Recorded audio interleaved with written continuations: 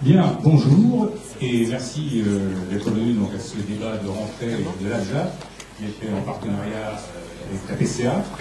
Donc aujourd'hui, débat de rentrée, en quelque sorte, je rappelle que la rentrée littéraire, mais on anticipe avec 3 livres, donc 3 livres et 4 auteurs. Tous ces livres, ces 3 livres ne sont pas sur des sujets identiques, mais les thématiques sont quand même voisines. Commençons, si vous le voulez bien, par Thierry Touche et Sébastien Alice. L'objectif pour vous, Sébastien Alice et Thierry Touche, c'est donc de nourrir la planète à l'horizon 2050, mais c'est surtout aussi de faire de l'agriculture et de l'alimentation un élément de puissance de la France et de son rayonnement international. Est-ce que c'est compatible d'avoir cet angle et cette visée géopolitique pour l'agriculture et la satisfaction des besoins alimentaires de la planète en 2050? Ce qui est important aujourd'hui, c'est de constater que ça bouge. Moi, je pense fortement qu'actuellement, il y a un progrès qui est fait sur le fait que l'agriculture est parlée, véhiculée, pensée, réfléchie par d'autres acteurs que ceux du milieu agricole, y compris par d'autres politiciens en charge des questions agricoles. C'est pas pour rien aujourd'hui qu'au Quai d'Orsay ou à Bercy, on parle de plus en plus d'agriculture et de l'agroalimentaire dans les atouts de la France. Alors, Hervé Lejeune, vous, de votre côté, dans votre livre, les diplomates, vous en parlez, et vous dites que les diplomates s'intéressent peu aux questions de sécurité alimentaire. C'est un exercice permanent de réexpliquer l'utilité à la fois des enjeux agricoles et des politiques agricoles. Après, si on se place au niveau de la gouvernance internationale, et c'est un autre aspect du bureau de notre diplomatie, c'est vrai que les diplomates sont plus faits pour faire de la diplomatie que de l'agriculture. J'entends par là que, et je le dis dans mon livre, on est toujours à la recherche de compromis, d'ambiguïté constructive, parce que c'est le terme souvent employé. On va rester dans l'ambiguïté constructive, alors elle est toujours ambiguë et rarement constructive. Bon. Mais ça permet d'arriver à des accords qu'ensuite on n'applique pas ou peu. J'aimerais me tourner vers Gérard Lepuy, parce que cet angle géopolitique par lequel on peut prendre, vous prenez l'agriculture et l'alimentation, est-ce que il vous paraît, Gérard Lepuy, un angle souhaitable? La pire des choses pour l'agriculture, c'est de continuer de raisonner comme le font encore tous les économistes libéraux, à partir de la théorie de Lévy-Ricardo, qui est vieille de 2 siècles. Quand Ricardo raisonnait comme ça, chacun produit là où il est le plus compétitif, le commerce s'arrange pour réguler le reste. Il y avait 1 milliard de gens sur Terre. Aujourd'hui, il y en a 9 milliards. Moi, je dis que si on continue comme ça, c'est la planète qui sera tellement abîmée qu'elle ne pourra plus nourrir les hommes dans peut-être un siècle ou 2. De votre côté, Sébastien Alice, le rôle de première importance que vous assignez à l'agriculture et à l'alimentation, il s'appuie justement sur les avantages comparatifs de la France. Faut-il faire jouer les avantages comparatifs à fond pour que l'agriculture ait ce rôle géopolitique? Je regarde ça sur le plan des équilibres planétaires. Nous ne pouvons pas être indifférents à la situation qui est en train de se dessiner dans plusieurs régions du monde, où de toute façon, le mythe de l'autosuffisance alimentaire est en train de voler en éclats. Il y a des régions du monde qui ont besoin du commerce international, qui ont besoin des zones de production sur certains produits, et donc de pays qui sont capables à la fois de produire assez pour nourrir leur population et capables de mettre un surplus à l'export. Et donc il y a très peu de nations qui sont dans de telles dispositions. Et la France en fait partie. Il va falloir faire un choix. Et ce choix, il est géographique et géopolitique. Pour qui on produit en France? On ne peut pas nourrir la planète. Et dans le livre, on a bien écrit à plusieurs endroits que la France n'a pas vocation à contribuer à la sécurité alimentaire mondiale seule. Mais par contre, elle peut y participer, notamment en contribuant aux équilibres alimentaires de certaines régions, et en premier lieu, les régions voisines, dont le bassin méditerranéen. Je voudrais qu'on revienne avec Thierry Touche sur le volet plus économique de ces avantages comparatifs par lesquels, grâce auxquels la France pourrait jouer un rôle géopolitique. Vous soulignez aussi dans votre livre, Thierry Touche, Sébastien Alice, qu'entre 2000 et 2010, il y a eu 350 000 emplois en moins, et 174 000 exploitations agricoles de moins, c'est-à-dire 25% de moins. Et vous dites, ça fait en gros 60 floranges par an. Alors, est-ce que c'est ça, est-ce que c'est pas ça une des raisons d'une politique fondée sur l'avantage comparatif? Si on fait allusion au rapport Gallois qui a martelé que notre industrie française était devenue de moins en moins compétitive, et ça c'est pas depuis la semaine dernière, mais il resitue ça à peu près un quart de siècle, sans faire mention plus que ça du secteur agricole et alimentaire, il y aurait peu de raisons de trouver un secteur qui, malgré l'érosion de ces parts de marché depuis la fin des années 90, reste quand même un des secteurs les plus performants, les plus productifs. Hervé Lejeune, vous, pour nourrir la planète, vous dites en fait dans votre livre qu'on a de quoi nourrir 2 fois plus de personnes et qu'il n'y a pas besoin d'avoir de surface supplémentaire pour ce faire.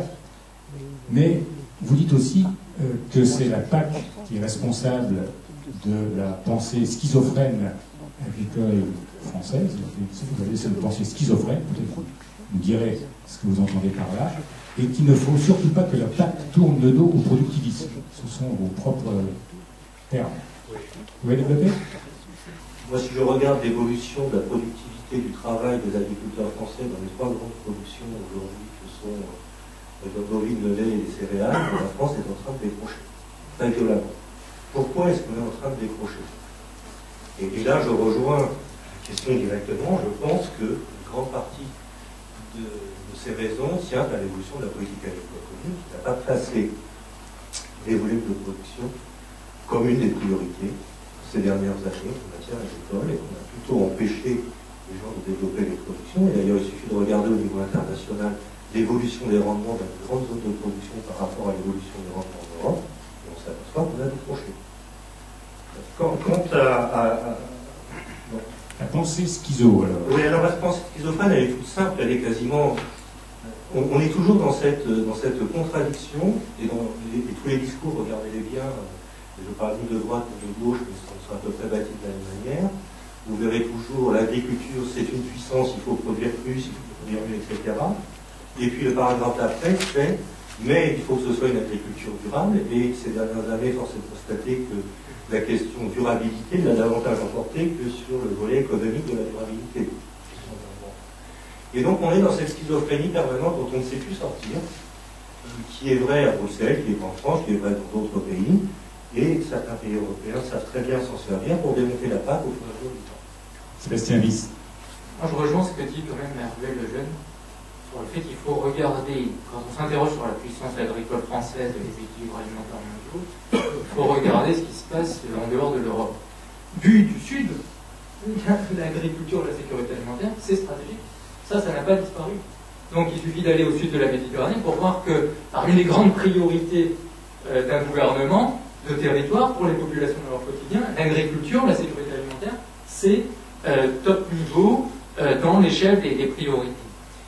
Et donc, moi, c'est ce constat-là qui m'a amené à me dire pourquoi la France, qui est une puissance agricole, et il y en a peu sur la planète, pourquoi elle est attendue par rapport à ces pays du Sud, notamment méditerranéens, mais on peut aussi évoquer certains pays africains.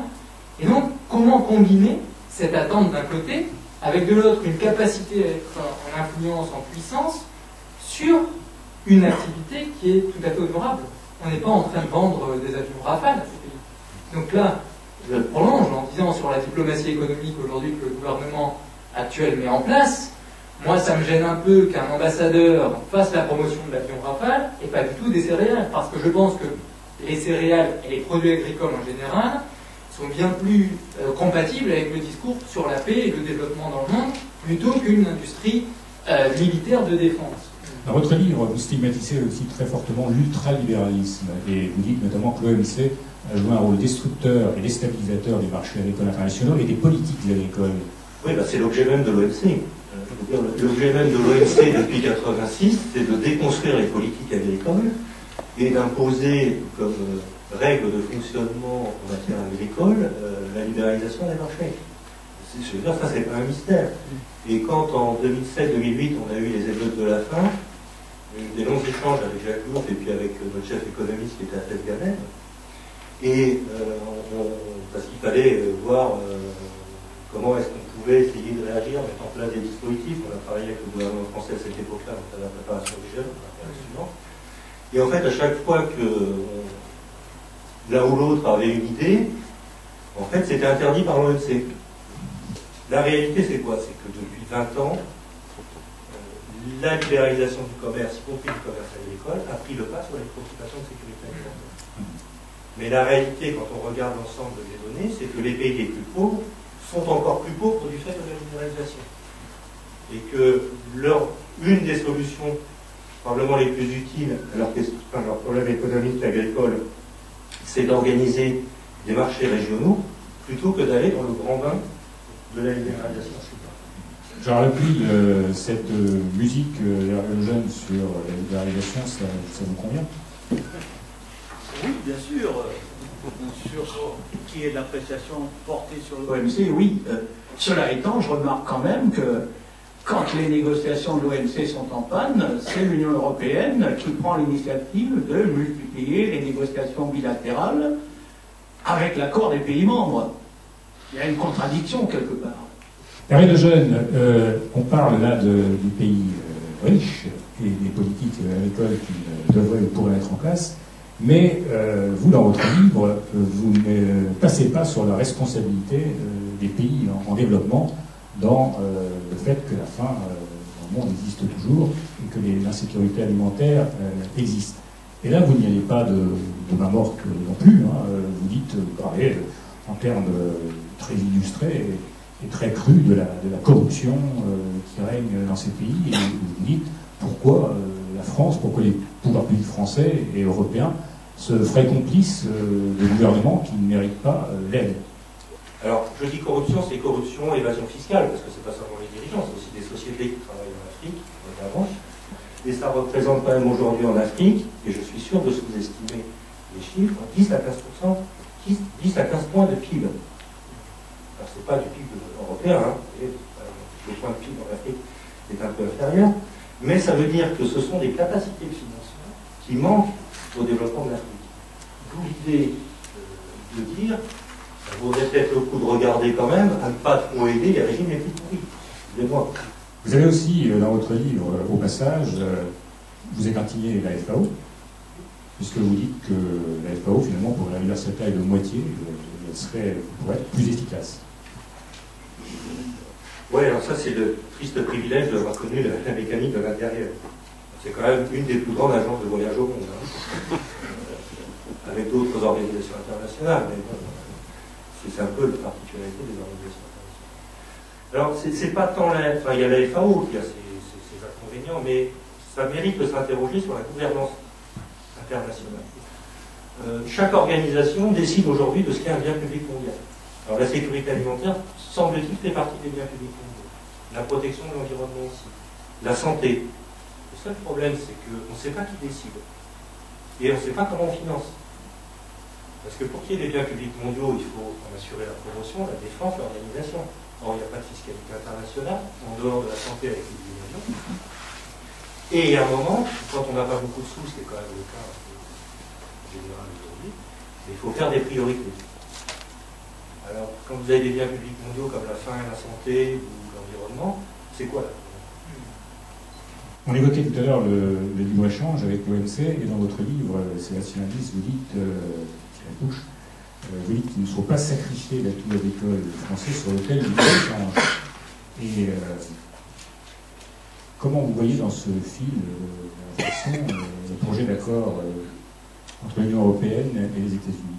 Alors c'est assez paradoxal de voir les deux adversaires d'hier se mettre autour d'une table pour essayer de signer un accord qui, nous dit-on, aurait des conséquences positives sur les produits intérieurs bruts et les échanges. Mais en même temps, il est assez révélateur sur la question agricole de voir que les États-Unis, qui sont un pays excédentaires sur pas mal de zones du monde, sont déficitaires vis-à-vis de leurs échanges de l'Union européenne. Donc probablement que cette négociation, il y a des intentions derrière, du côté américain, qui pourraient être préjudiciables à l'Union européenne. Hervé me souffle que nous n'avons pas parlé du gaspillage, et il est vrai que dans son livre qui concerne un tiers de la production mondiale de l'alimentation, et il dit aussi que si les pays riches diminuaient d'un quart leur gaspillage alimentaire, 5% de la production mondiale de céréales serait économisée. Ça permettrait d'étendre sur le marché des céréales et la constitution de stocks dans les pays où il y en a besoin. Les pays développés gaspillent grosso modo la récolte céréalière de l'Afrique subsaharienne pour avoir les marchés. Et si vous arrivez à diminuer, c'est ça qui est tout présent dans mon livre, au grain, c'est si on arrive à diminuer de 25% le gaspillage au niveau des consommateurs dans les pays développés, et ça dépend de nous. Et là, on peut économiser de l'ordre de 5% de la production céréalière. C'est dit. Gérard Lepuil, un dernier mot? Oui. S'agissant du gaspillage, par exemple, il y a une forme de gaspillage dont on ne parle pas beaucoup, mais les exigences de la grande distribution en matière de calibrage, par exemple, ça conduit à jeter 15 à 20% des fruits et des légumes consommables à la poubelle en amont de la mise en marché. Donc ils ne vont jamais sur le marché, ces produits-là. Ça, on n'en parle pas. On parle du gaspillage des ménages, je ne sais pas à quel niveau ça se situe. Ce que je sais en revanche, et c'était même dans le rapport de Philippe Chalmin sur les marges et les prix, dans la grande distribution encore, 4 à 7% de la viande préemballée va à la poubelle tous les jours. Sébastien Bis. Simplement, il y a une dure réalité dans l'histoire du monde et qui va se prolonger dans le futur, c'est que quand il y a un conflit, ça entraîne immédiatement de la pauvreté et de la faim. L'exemple syrien le montre depuis 2 ans. Vous avez aujourd'hui 1/5 de la population syrienne qui est en insécurité alimentaire totale. Il y a 3 ans, personne ne l'aurait dit. Donc la carte de la faim dans le monde est superposable avec la carte de la conflictualité, et on ne risque pas d'aller vers une planète plus stable et plus pacifique dans les années à venir. Retrouvez l'actualité de l'AFJA sur afjablog.blogspot.fr.